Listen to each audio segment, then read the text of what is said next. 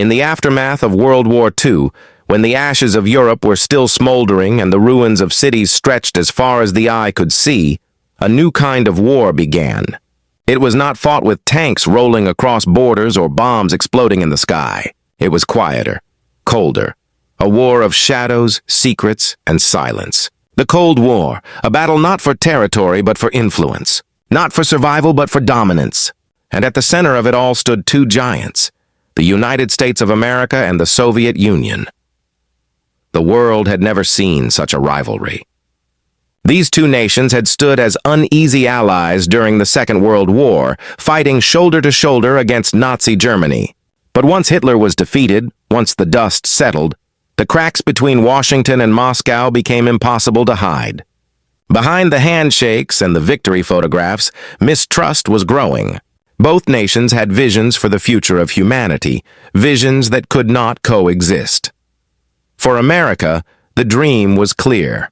A world shaped by democracy, capitalism, and freedom of choice. For the Soviet Union, under the iron grip of Joseph Stalin, the dream was very different. A world united under communism, controlled by the state, where the revolution would spread across continents like fire. These were not just competing ideologies. They were rival religions, each demanding loyalty, each promising salvation, and each willing to crush anything in their path to achieve it. And so began a war without a declaration, a war without a battlefield, a war fought in whispers, in propaganda, in boardrooms and laboratories, in hidden bunkers and distant skies. In 1945, the United States revealed a weapon that would forever change the balance of power, the atomic bomb. In Hiroshima and Nagasaki, the world witnessed destruction on a scale unimaginable. The Soviet Union watched closely. Stalin knew that as long as only America possessed this weapon, the world order would be tilted in Washington's favor. And so the Soviets rushed to develop their own. By 1949, they succeeded. The nuclear arms race had begun. Humanity now lived under a shadow where a single mistake, a single miscalculation, could ignite the end of civilization itself. But the Cold War was never only about weapons. It was about influence. It was about who would lead the future. And so the battleground shifted to politics, to culture, to the very hearts and minds of people. In Eastern Europe, Stalin tightened his grip. Countries liberated from Nazi rule found themselves under Soviet control, their freedoms stripped away, their leaders replaced with communist loyalists. A curtain of secrecy and oppression fell across the continent. Winston Churchill gave it a name, the Iron Curtain. Behind it, Eastern Europe became a fortress of Soviet power. On the other side, Western Europe looked to America for protection, for aid, for hope. The Marshall Plan became America's weapon of choice. Billions of dollars poured into Western Europe to rebuild cities, revive industries, and restore faith in democracy. America didn't just provide money, it provided vision. A vision of prosperity, of open markets, of freedom. And for millions struggling to rebuild their lives, that vision was irresistible. But the Soviet Union wasn't willing to let go. It pushed its ideology with equal determination. Propaganda flooded schools, newspapers, and radio. The message was clear. The West was corrupt, greedy, imperialist. The East, they claimed, was the path to justice, equality, and progress. As the world split in two, the Cold War grew hotter in places far from Moscow and Washington. In Korea, North and South clashed in a brutal war that left millions dead, with China backing the North and the United States leading the South. It was a bloody reminder that the Cold War was not always cold. Then came the Cuban Missile Crisis of 1962, perhaps the closest humanity has ever come to annihilation. The Soviet Union placed nuclear missiles in Cuba, just 90 miles from American shores. For 13 days, the world held its breath. American warships surrounded the island. The Soviet Union refused to back down. One wrong move, one nervous finger on the trigger, and the world would have ended in fire. But through tense negotiations, the crisis was diffused. The missiles were removed. Disaster was avoided. But the fear remained. People built bomb shelters in their backyards. Children practiced duck-and-cover drills in classrooms. Everyone knew. The next war would not be fought with bullets, but with firestorms capable of wiping out humanity itself. Yet the Cold War was not only a battle of fear. It was also a race of ambition, a race to space. When the Soviets launched Sputnik, the first artificial satellite, into orbit in 1957, the world was stunned. It was proof that Moscow could reach beyond the Earth and perhaps even strike the United States from the heavens.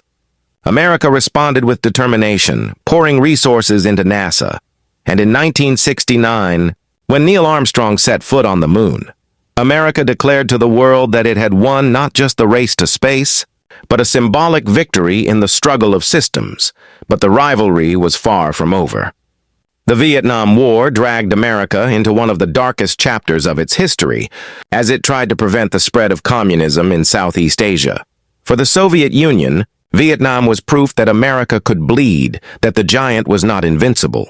Meanwhile, proxy wars erupted across Africa, Latin America, and the Middle East. Wherever instability existed, Moscow and Washington moved their pieces, supporting allies, funding insurgencies, supplying weapons. Each conflict became another front in the silent war. For ordinary people, the Cold War was a constant presence. It shaped movies, music, literature. It determined alliances and friendships. It fueled suspicion, espionage, and betrayals. Agents moved in the shadows. Spies like Aldrich Ames, the Rosenbergs, and double agents whose very names became synonymous with intrigue. In this game, information was as powerful as any bomb.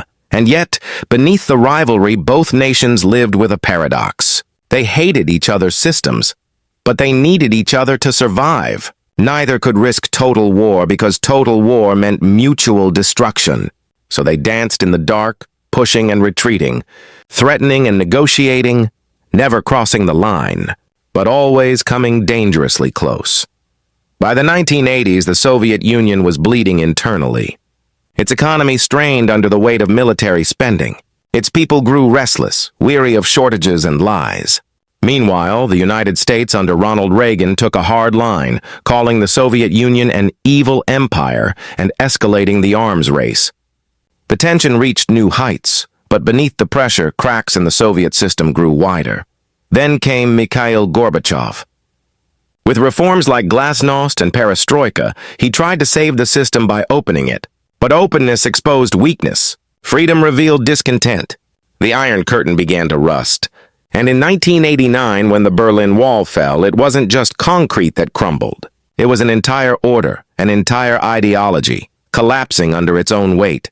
By 1991, the Soviet Union was no more. The Cold War ended not with a bang, but with a quiet dissolution. The red flag came down over the Kremlin. The United States stood as the sole superpower. For a moment, it seemed as if democracy had triumphed, capitalism had won, and the world was entering a new age. But the legacy of the Cold War did not disappear. It lingers in the scars of nations torn by proxy wars, in the mistrust between East and West, in the nuclear weapons that still lie hidden in silos across the world. The Cold War shaped borders, alliances, and fears that continue to this day. It was not just a war of governments. It was a war of ideas. A war that asked humanity, who will shape the future? Who will hold the power to define freedom, justice, and survival? The story of the Cold War is not just history. It is a warning, a reminder that silence can be just as dangerous as fire, that wars can be fought without soldiers, and that sometimes the deadliest battles are the ones we cannot see. As we look back decades later, one truth stands clear. The Cold War was never truly cold. It was a battle of nerves, of wills, of humanity itself. And though it ended without the apocalypse many feared, it left behind a lesson carved deep into history, that when two powers stand ready to destroy each other, the whole world trembles. The United States and the Soviet Union may have fought their silent battle in the shadows, but its echoes are still with us. In every diplomatic standoff, in every nuclear arsenal, in every uneasy glance between East and West, the Cold War lives on. And so we remember, not just to honor history, but to understand our present. Because the Cold War was not the end of conflict. It was only the beginning of a new struggle, one that continues to shape our world today.